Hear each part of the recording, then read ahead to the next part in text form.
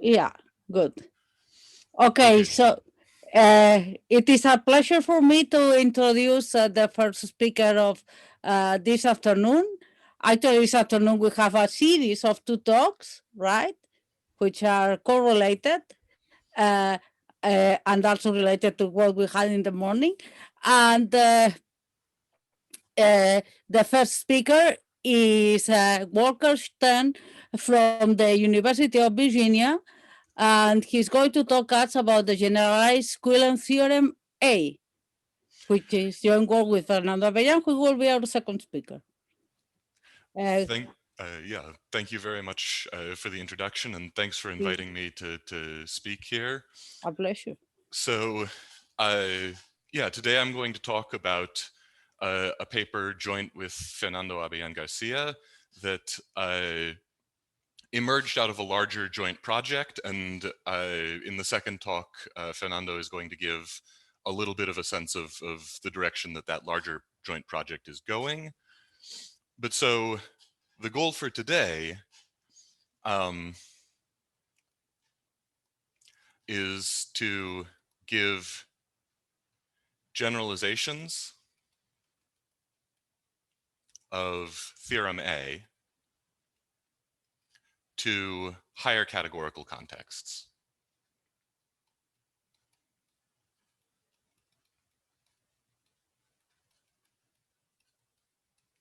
And so let's remind ourselves what Theorem A says. So this is Quillen, and I think that this is 1973. So this says that for f from C to D, a functor of one categories such that, the slice C D over is contractible for every D in D,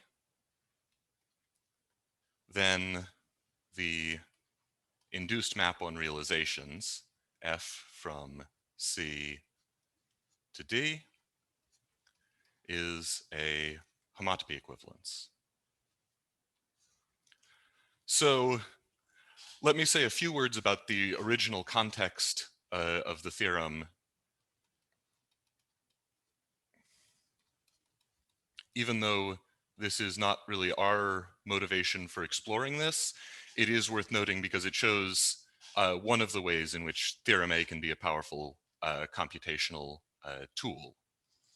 So this is the I apparently can't spell, Q construction. So one starts with C, an exact category,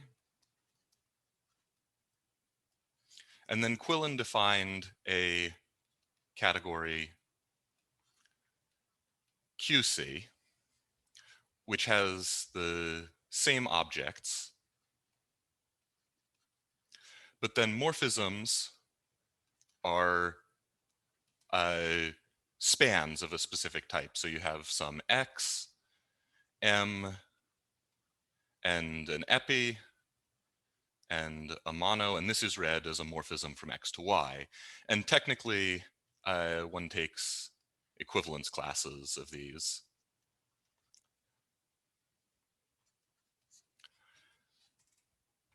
So the utility of this construction was that Quillen was then able to define algebraic K-theory of the exact category to just be the homotopy groups of the loop space of the realization of QC. So Quillen proved two theorems. Theorems A and B, the latter of which I'm not really going to talk about, to provide computational tools.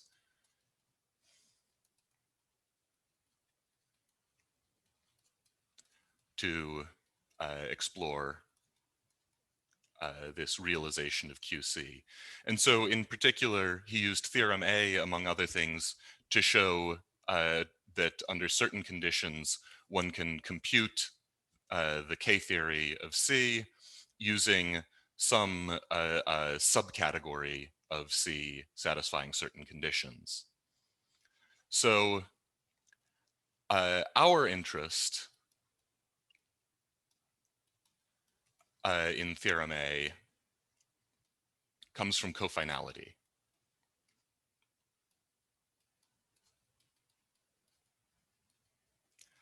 And in particular comes from the following theorem of Joyal.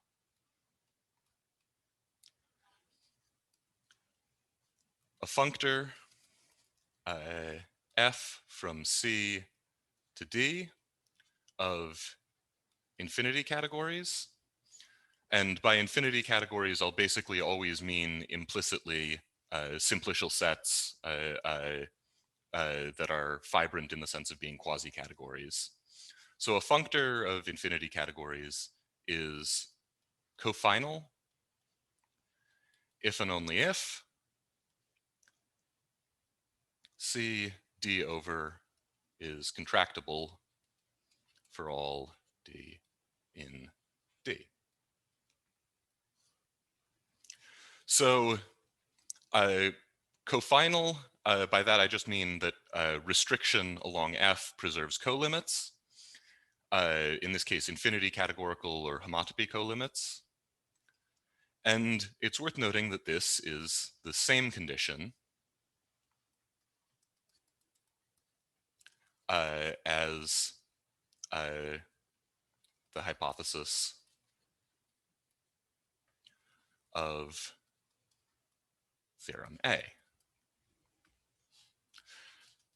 So our broader goal was to explore cofinality in an infinity 2 context and hopefully to give conditions that are computable under which a 2 functor is infinity 2 cofinal in some appropriate sense.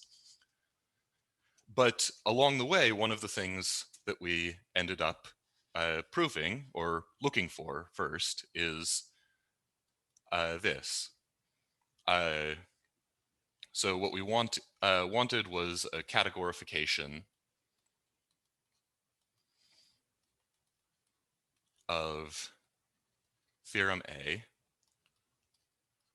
relating to infinity 2 categories. And it turns out that there are 2 interesting ways to categorify.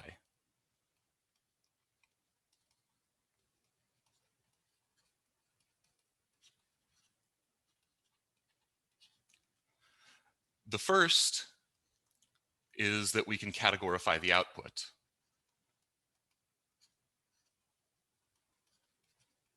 So this starts as telling us something about an equivalence of spaces, so an equivalence of infinity 0 categories.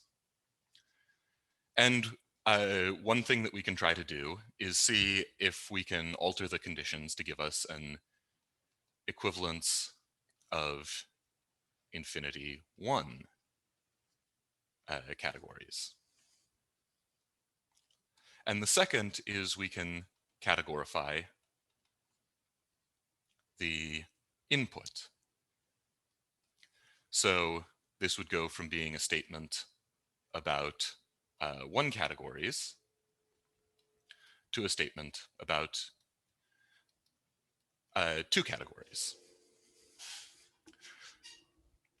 Okay, so let's start by talking about this first method of categorification. So maybe give this a heading, categorifying the output.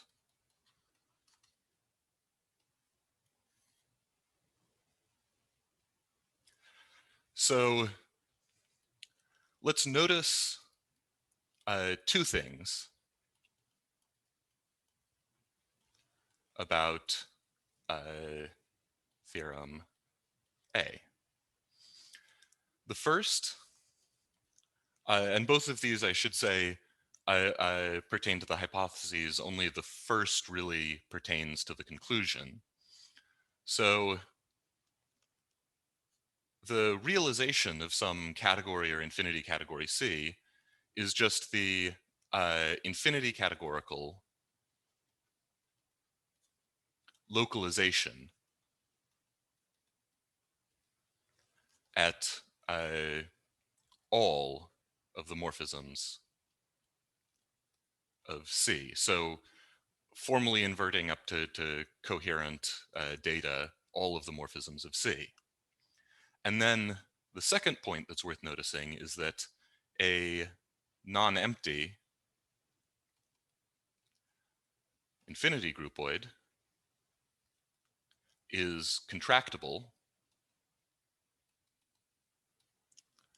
if and only if every object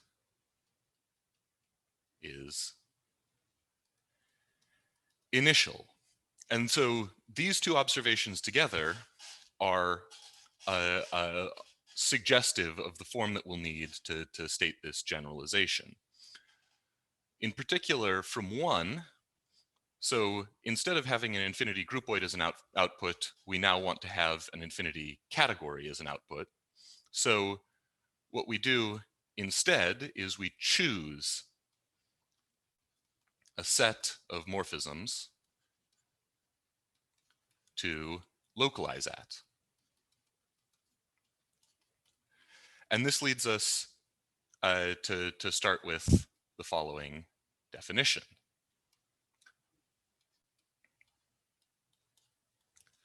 A marked infinity category, which I'll denote by C dagger, where the dagger denotes the decoration, is an infinity category, C,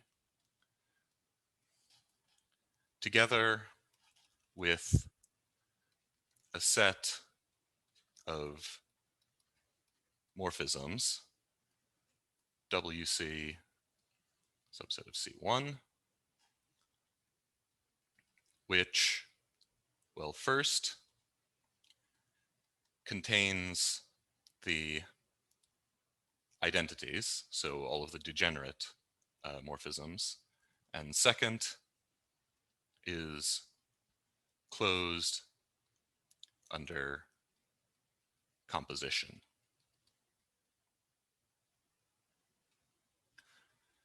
And by this I mean if you have a 2-simplex where 0, 1 and 1, 2 are marked, then so is 0, 2. So, whoops, sorry. So I'll tend to write marked morphisms as having a little circle over the arrow, just to distinguish them visually. So given such data, so given a marked infinity category, C dagger, we can localize.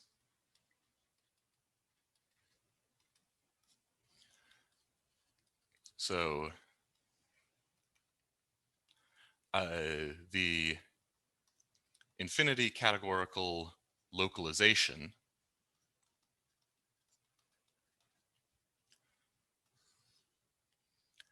LW of C is a functor of infinity categories C to LW of C dagger, inducing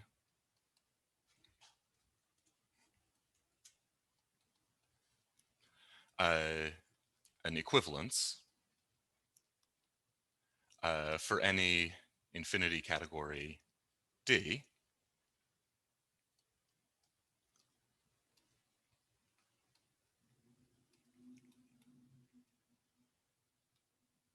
And I'll explain what this notation means in a moment.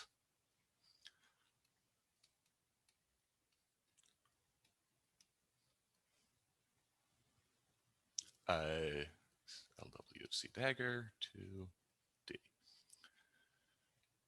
So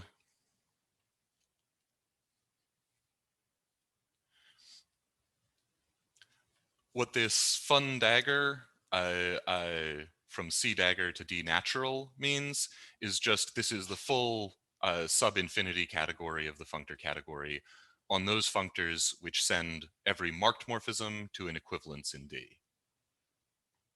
So actually, let me just write that. Sends marked to equivalence. And so this localization can be done very generally and is functorial. In fact, one can model this as the fibrant replacement in the model structure on marked simplicial sets.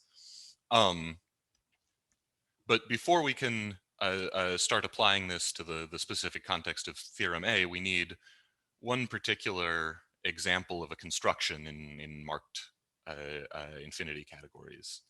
So given a marked infinity category C dagger, we can form the marked slice.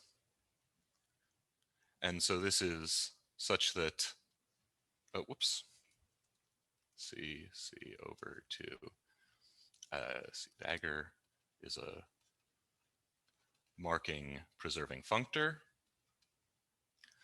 So what is the marking? Basically, it's just that we mark those morphisms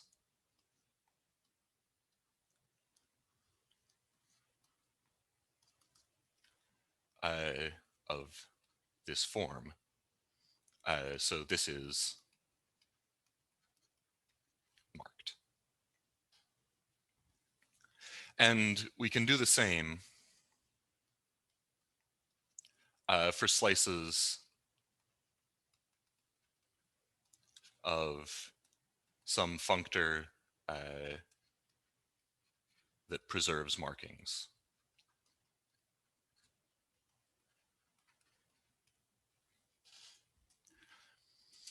Okay, so with all of that under our belts, we can go to the first generalization of theorem A. So let me call this theorem A dagger.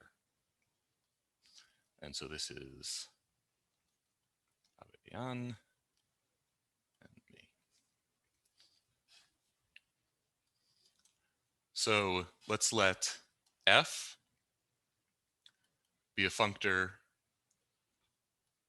between marked infinity categories. So this is in particular assumed to be marking preserving, such that first, for every D in D, there exists some object CD in C and a marked morphism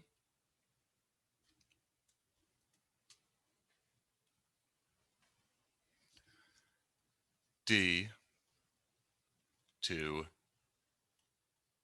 F of CD in D. And second, every marked morphism D to F of C becomes initial in the localization of the marked slice. Then the induced functor, which I'm going to write f sub w, going from the infinity categorical localization of C dagger to the infinity categorical localization of D dagger, is an equivalence of infinity categories.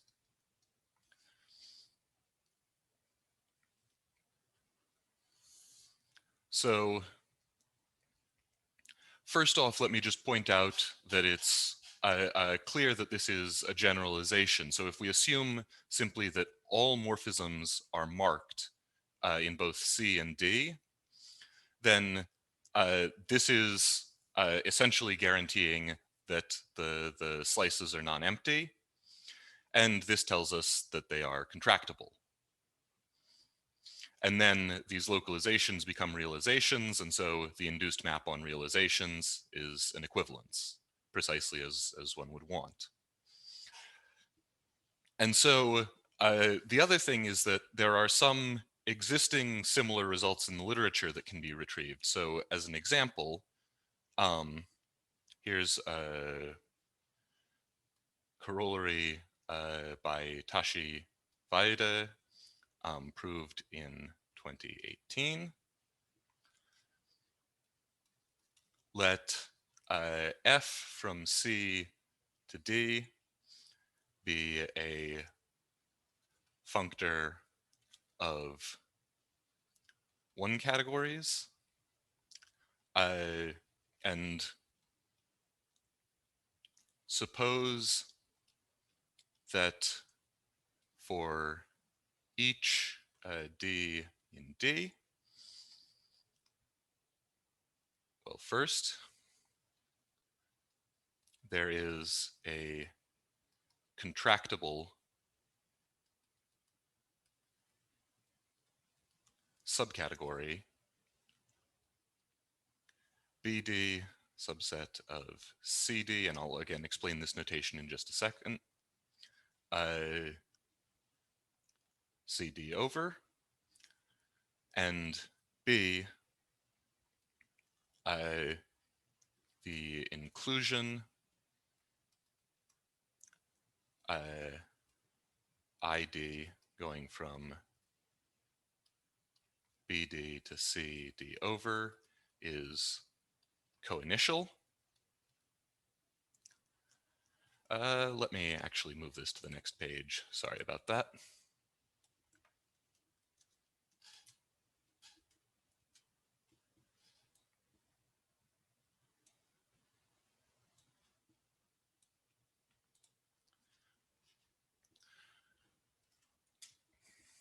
Okay, so then what's the conclusion? Well, we need to say what our marked morphisms are. So let WC in C1 be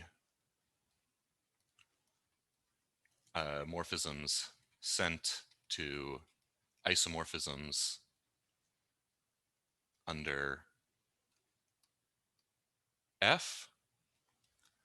Then the induced functor LW of C to D is an equivalence of infinity categories.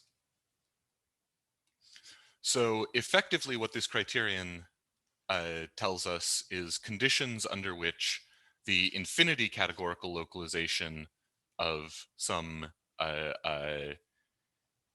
infinity category C can be represented as a one category.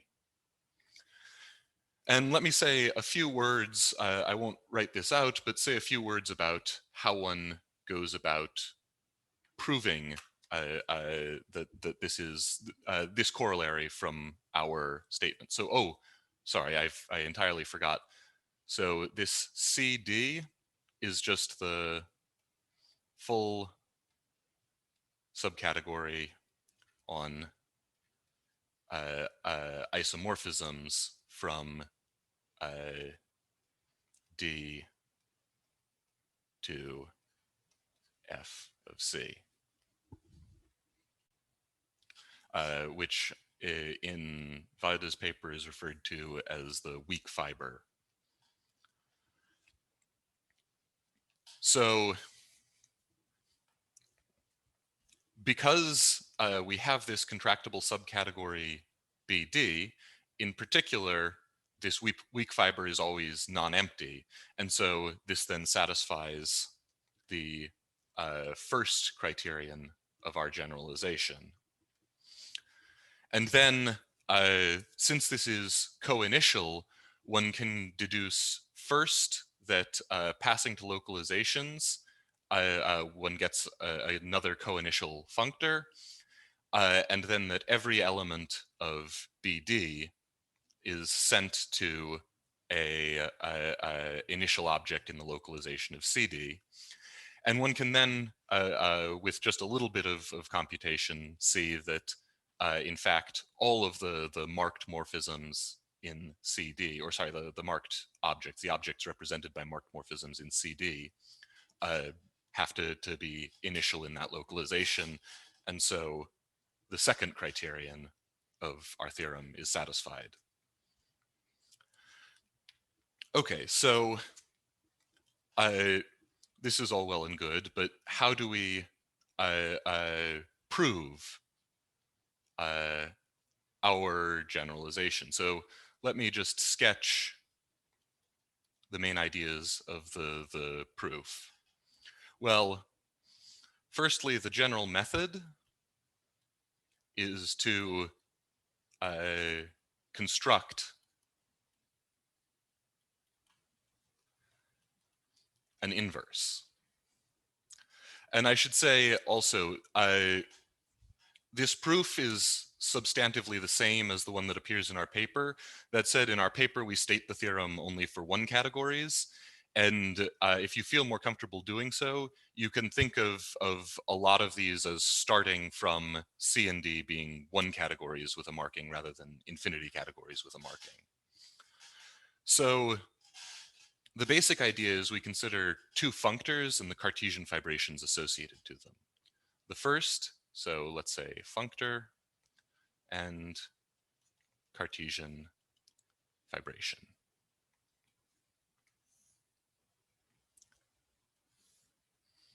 The first of these functors is a functor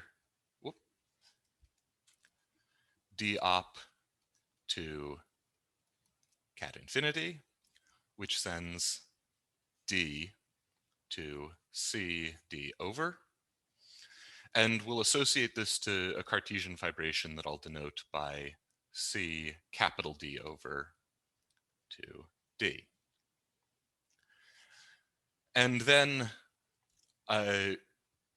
this descends to another functor, which sends d to the localization of c d over. And I'll just denote this corresponding fibration by L of c capital D over, again, to d.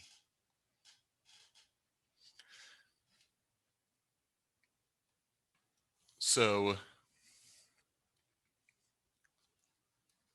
by assumption, each fiber of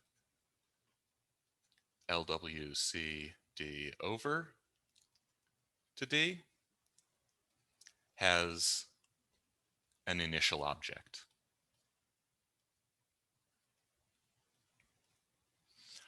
And so we can use this to get a section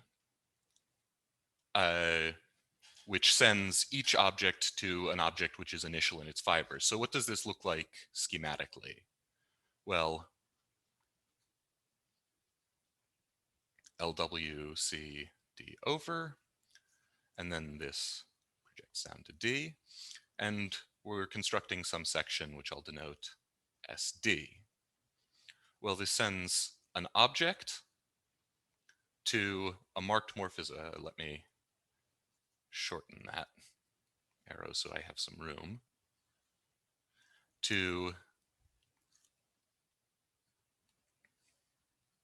a marked morphism, so something that will be initial in its fiber by hypothesis. And it will send a morphism, roughly speaking, to a diagram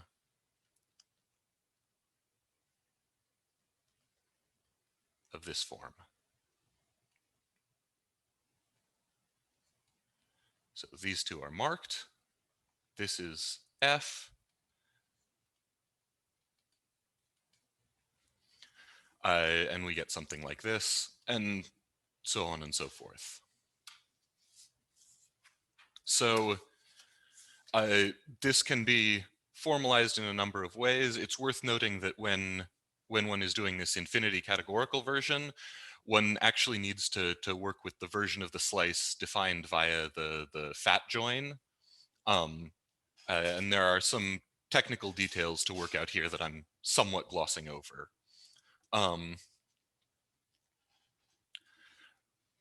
But once we have this section, we can also define so a natural transformation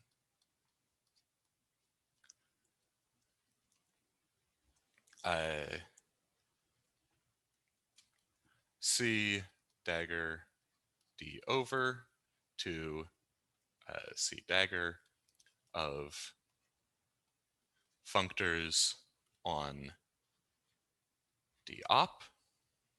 And this descends to a natural transformation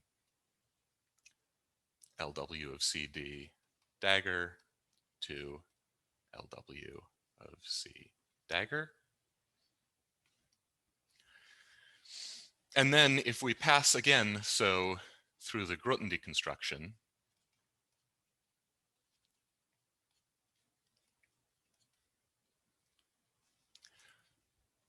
we end up with a map from the localization, or no, sorry, from this fibration that we called L of C D over to, well, this is a constant functor, so to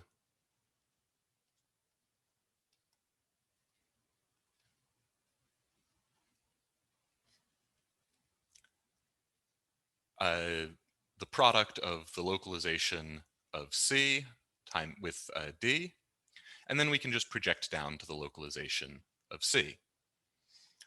So this, in some sense, sends a morphism D prime, F of C, F of C prime,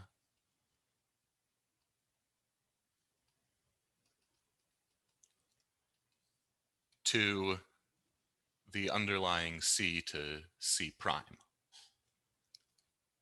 So let's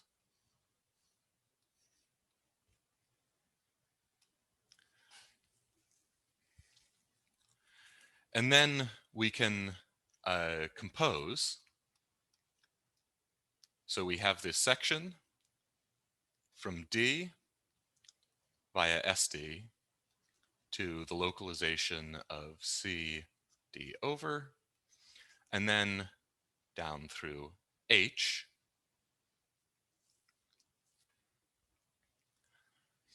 And this goes to the localization here. So then what we note is that if we have a marked morphism, so actually first let me give this a name, let me call this G twiddle. If we have a marked morphism in D, well, this gets sent to some diagram where now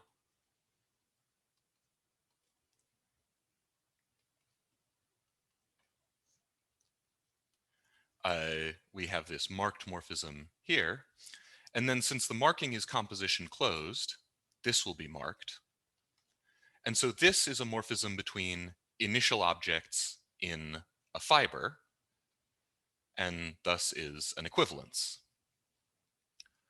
And as a result, this gets sent to an equivalence in the localization.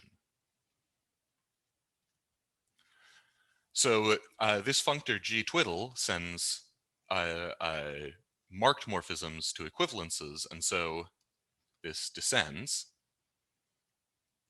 to g from the localization of d to the localization of c. And this will be our putative inverse.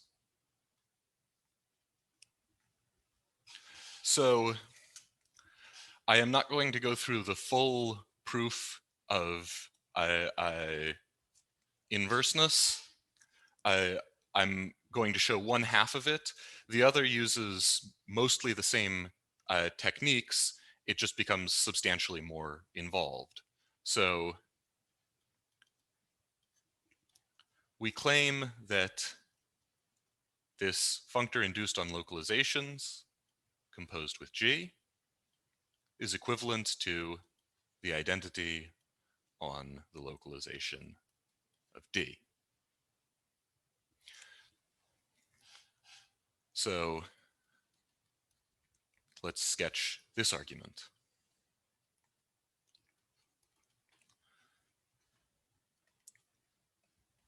So let's start with some diagrams where we have, well, first off, the marked slice projecting down onto C, and then just the marked slice of D over itself projecting down onto D.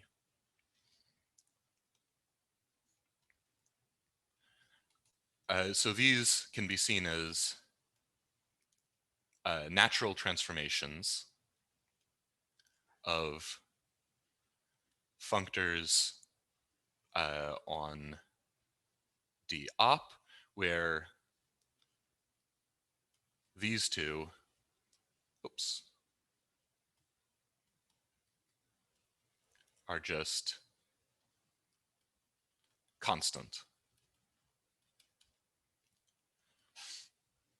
Well, and what do we get from this? This is going to induce after passing to localizations. So localize and take the Grothendieck construction.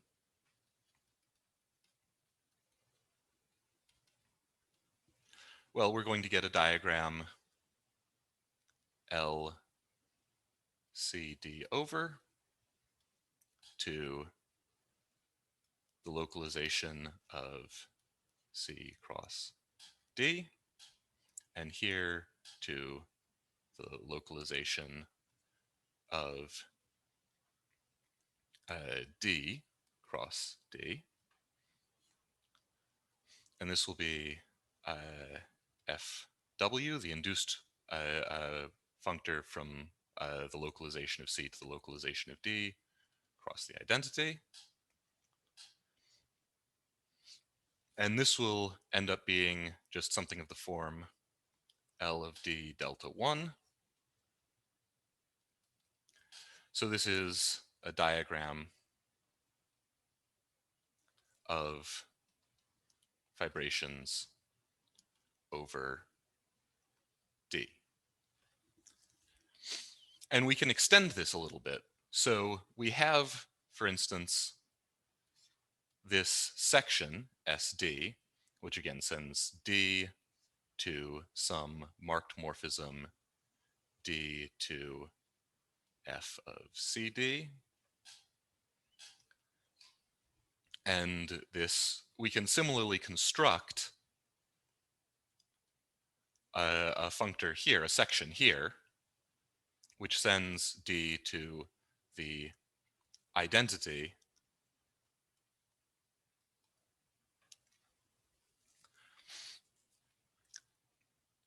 and then we can also extend the diagram here just by projecting down. So let's project down to LW of C and LW of D. so that this is the induced functor on localizations.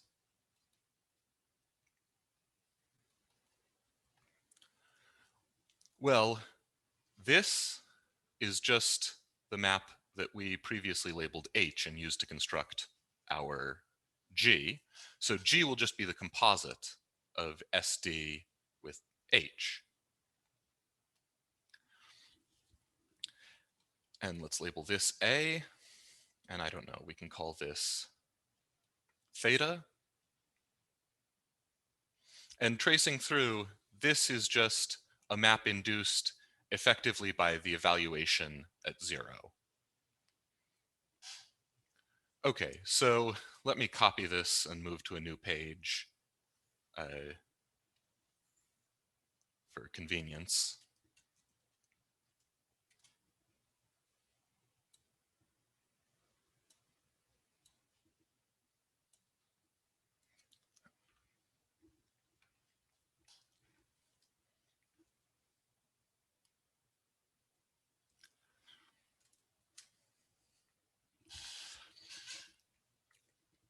So both theta and A of SD are sections of this L of D delta 1,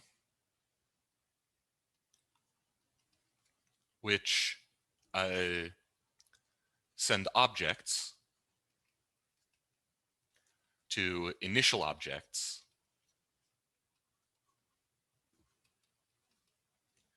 in their fibers. So by a proposition in higher topos theory, whose number I didn't write down, my apologies. I think that it's 2.4.4.9, but both are then initial in the infinity category of sections. And so what this tells us is that theta is going to be equivalent to A of SD. And from here, this basically turns into a diagram chase. So we can compose both of these with what I've labeled as evaluation at 0 to get, well, on the one hand, theta of evaluation at 0 is equivalent to A of SD of evaluation at 0.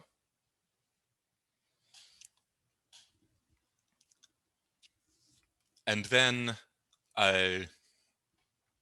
we can notice that by the commutativity of these two squares, this is going to be the same thing as, whoops, I have put this on the wrong side. My apologies. Let me rewrite that more sensibly. Evaluation at 0 of theta is then going to be equivalent to evaluation at 0 of A of SD. Okay, and now what we can get by this commutativity is FW of H of SD.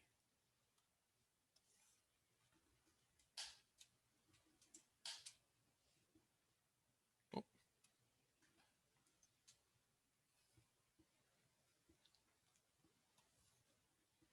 So H of SD, this is just what we called G tilde. And so this whole thing will then descend to FW of G on localizations. And let's briefly look at what this evaluation at 0 of theta should do. So loosely speaking, this d to L of d delta 1, actually not that loosely speaking, although it becomes a little bit more complicated in the two categorical case. What does this do? Well, on morphisms, it sends f from d to d prime to, sorry, I'm now going to write this here, f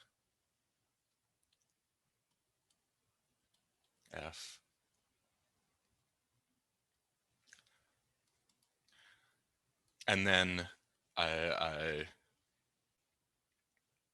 remembers this top slice. So what this tells us, so here's evaluation at 0, is that evaluation at 0 of theta descends to the identity on the localization of D. It's just the localization map induced by the identity on D.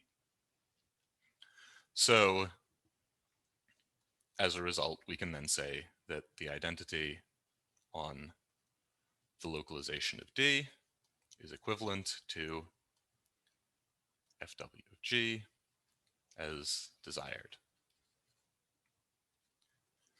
And again, the other case trying to show that G of FW is also equivalent to the identity is very similar in a technical sense. It just becomes a little bit more involved in the number of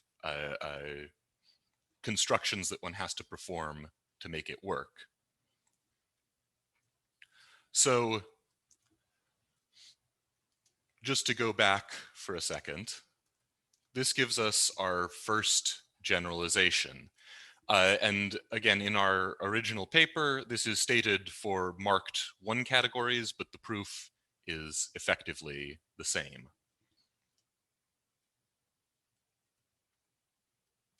So with that out of the way, let me move on to the second method of categorification that I mentioned, namely categorifying the input.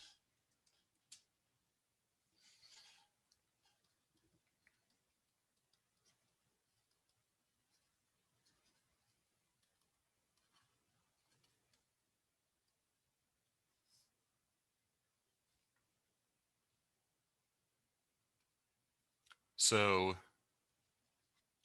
what we now want to do is start with a strict 2-functor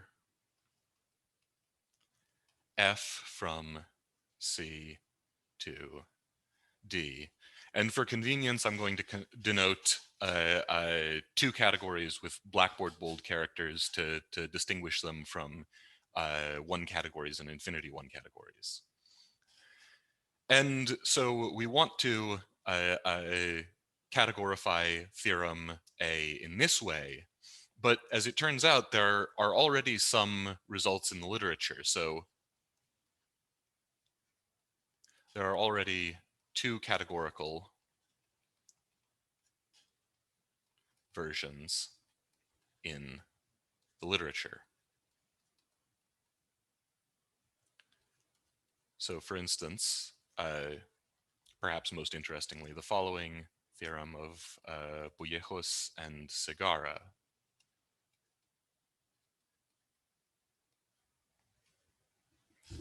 So let f from C to D be a 2-functor. And let's suppose that for every d in D, the realization of something I'm going to call N2, and again, I'll explain this in a moment, of, again, some version of a slice category is contractible. Then the induced map of spaces from the realization of this N2 of C to the realization of N2 of D is a homotopy equivalence.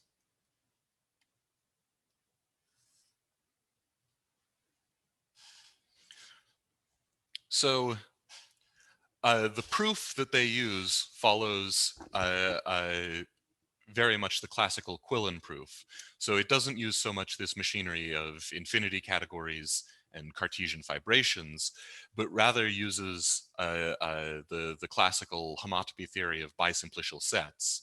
And so they define bisimplicial sets and bisimplicial spaces that then serve as intermediaries between these two spaces. So, okay, what does this notation mean? Well, let's start with this odd slice category. So what is C D down slash? Well, it has objects, which are just morphisms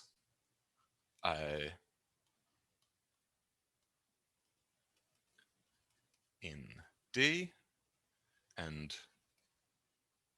morphisms, which are, so a morphism, say, from F to G is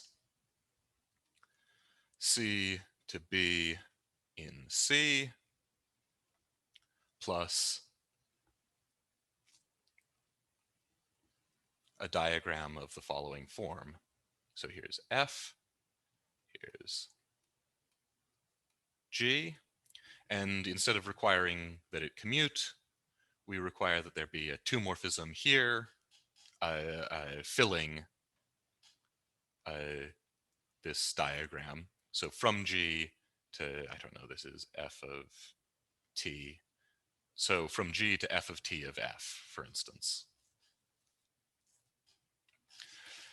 And then two morphisms are precisely what you'd expect. They're two morphisms in C that live here and make all of the appropriate diagrams commute. So then what about this N2 that I wrote? Well, N2 of C is a simplicial set, sometimes called the Duskin nerve, or the two nerve. And so let me just schematically say what the simplices of this are. So the zero simplices are just the objects of C. The one simplices are the morphisms of C, and so far so good. At this point, it hasn't really diverged from what we would usually think of as a nerve. But then the main difference comes at the two simplices. The two simplices are then going to be diagrams of the following form.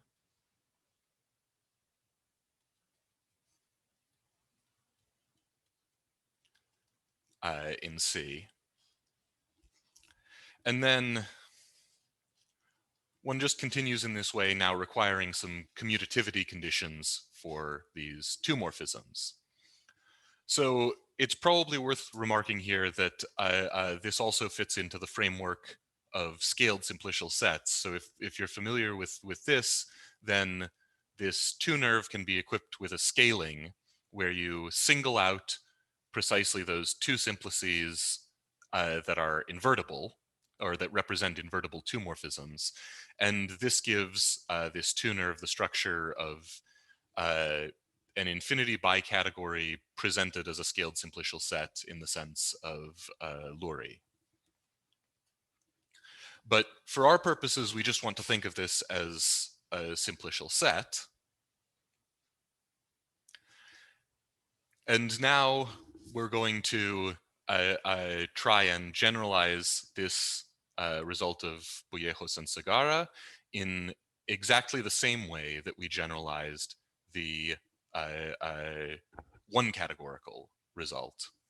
So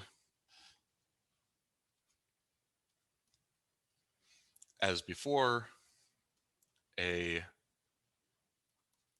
marked 2 category C dagger is a 2 category C, oops, plus the structure of a marked 1 category on the underlying 1 category in C. So now by LW of C will mean the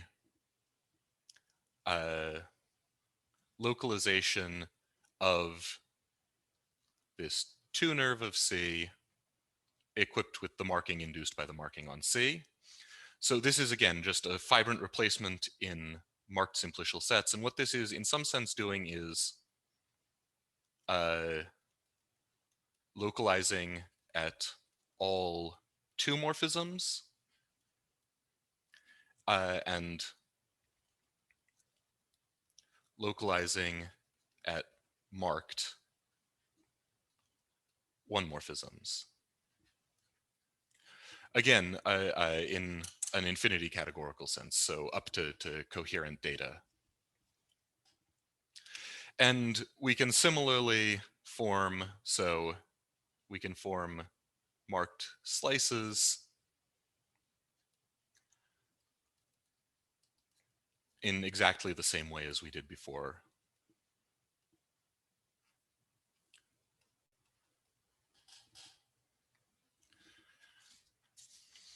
So with those preliminaries, it is perhaps not entirely surprising that we get a theorem of very similar form to the infinity 1 categorical version. So let's call this theorem blackboard bold A dagger. And this again is Fernando and I. So let F from C dagger to D dagger be a marking preserving 2 functor.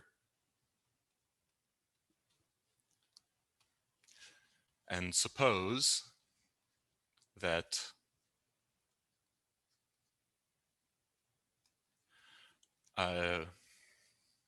for every D in D, there exists a C in C, let's call this CD, and a marked morphism D to F of CD. And then second, whoops,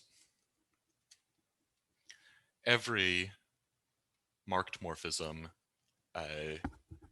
D to some f of c becomes initial in the localization LW of N2 of C D dagger over. Then the induced, which again I'll still just denote by FW, functor on localizations. So from the localization of N2 of C dagger to the localization of N2 of D dagger is an equivalence of infinity categories.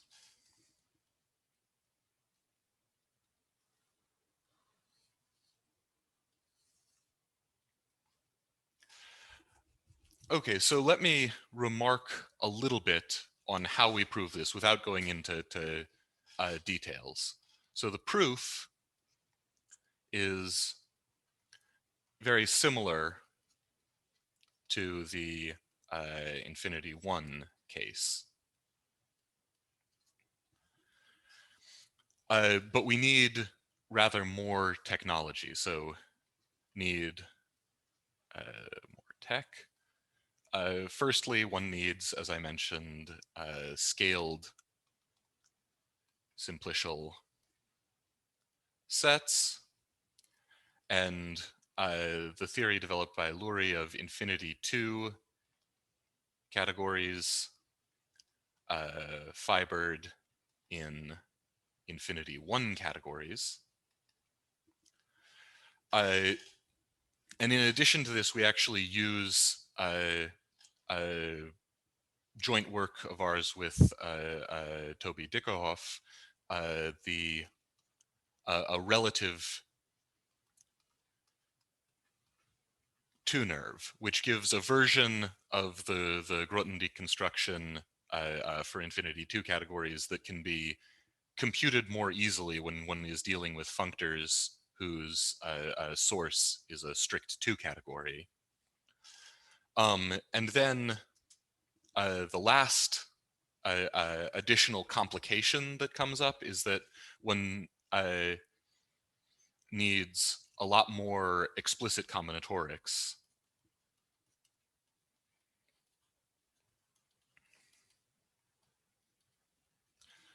To show that that, let's say, our constructions yield an inverse to FW. Okay, so it's again worth pointing out that our motivation for this really is aimed at cofinality in an infinity 2 categorical context. But in some sense, as I think Fernando will explain, these generalizations of Theorem A can also be viewed in some sense as evidence that our proposed cofinality criteria are in fact the reasonable ones in an infinity 2 setting. So the next talk will explore a little bit more of that motivation. And I think that I'm going to end my talk here.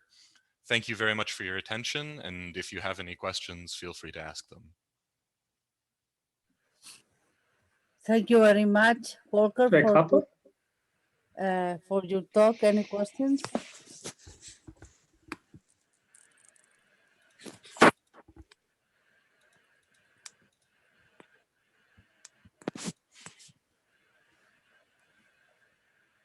There are no questions? Oh, may I ask just something fast? Yes. Walker, in your motivating example at the beginning, where you wanted to reduce all the morphisms in the category by a set, which set can you choose to produce the same effect of localizing with respect to all arrows? I think that perhaps then I didn't communicate the initial example well. So stop me when I get to the point that you're talking about. You mean the first slide. No, even before, when you were motivating the idea of taking marks. Yeah, exactly. Yes, so one slide after. One slide after. Yeah. So one slide after this. Exactly. You say that the geometric realization is localization with respect to all morphisms, and then you want to choose a set which I understand does the same effect or almost the same effect. Right. Well, so this is the sense in which this is a generalization. So if we choose just the set of all morphisms, we retrieve the classical theorem A. But here we're trying to choose a set of morphisms where the localization does not necessarily coincide with the infinity groupoidification, with formally inverting all morphisms. So you just assume that C is small, right? Okay. Yes, so I mean, I should say there are a number of technical details that are being glossed over here. One of which is any sense of like what size considerations come into this. In practice, what one really needs to do is assume that your marked infinity category is really a marked simplicial set, so an element of marked simplicial sets, such that the underlying simplicial set is an infinity category. And then from there, one just defines the localization as an appropriate fibrant replacement in that model structure. Okay, no objections. Thank you. I had a comment and also a question. When I'm very happy that you quote the work of our friends Manolo Bullejos and Antonio Estegarra, because I think that for a lot of time it has not been as well known and as appreciated as it should. And there is a lot in it. But I'm also very curious to know what kind of combinatorial ingredients you need for that proof. For the two categorical proof. Yes. So for this two categorical proof, the combinatorial ingredients are, let's say, substantial. So the first sort of combinatorial ingredient, as I mentioned, is that you have this extension of the Grothendieck construction developed by Jacob Lurie in, let's see, Infinity 2 categories in the Goodwillie calculus. Yeah. Which says that then if you have something like an Infinity 2 functor from an Infinity 2 category to the Infinity 2 category of Infinity 1 categories, you can get some appropriate type of fibration out of it, and this is an equivalence. So to apply the method of proof that I showed in this case to the setting of two categories, one needs to be able to do that, because in particular you want to consider this now Infinity 2 functor that sends objects to their slices, at least in some sense. But the combinatorics of Lurie's Infinity 2 categorical Grothendieck construction are extremely involved. And so one of the combinatorial simplifications that we use, as I mentioned, is this relative two-nerve that again is joint with Fernando and Toby. And this, in the case where D is a strict 2 category, as is the case here, this allows one to write down the scaled co-Cartesian fibration or scaled Cartesian fibration associated to a functor much more explicitly and in a way that is at least somewhat combinatorially tractable to work with. And so then once we have the fibrations that we want to work with, it still becomes a little bit more combinatorially involved in that some sections that exist by universal property, so known universal property in the Infinity 1 case, have to be constructed very explicitly by hand in the infinity 2 case. And there's also one equivalence between two functors that has to be constructed by hand and then shown to become an equivalence when it descends to localizations. So it really is that the concepts behind the proof are almost identical, but these technicalities start arising that make it substantially more challenging. Well, it looks to me very much like, I mean, Luri is a tour de force piece of work, right?